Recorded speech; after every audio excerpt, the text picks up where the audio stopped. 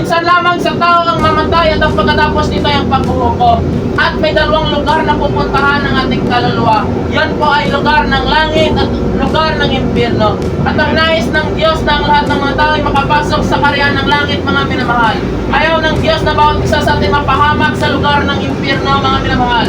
Sapagat ang lugar ng impyerno, mga minamahal, sinasabi po ng Panginoong Isus, mga minamahal, sa Mark 9:45, na ang lugar ng impyerno ay lugar kung saan ang apoy ay hindi umuupa at ang uod ay hindi namamatay. Doon po napupunta mga tao na walang relasyon kay Jesus, mga tao na hindi sumampalataya sa Panginoong Isus, mga tao na hindi nagsisi at tumalikod sa kasalanan, mga minamahal ko. Doon po napupunta, mga minamahal, ang kaluluwa ng mga tao, mga nanireject ang salita ng Diyos, mga minamahal ko. Kaya hiningi ng Diyos sa atin, mga huwag natin patigasin nating mga puso.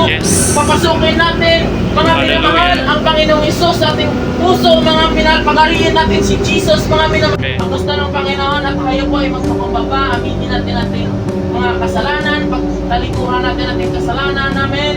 Huwag po tayong maniwala sa daya ng Diablo, mga minamahal, na tayo po, mga minamahal, saka na tayo lalapit sa Panginoon kapag okay ng sitwasyon natin. No, ano man ang sitwasyon mo ngayon na lumapit ka sa Panginoong Isus.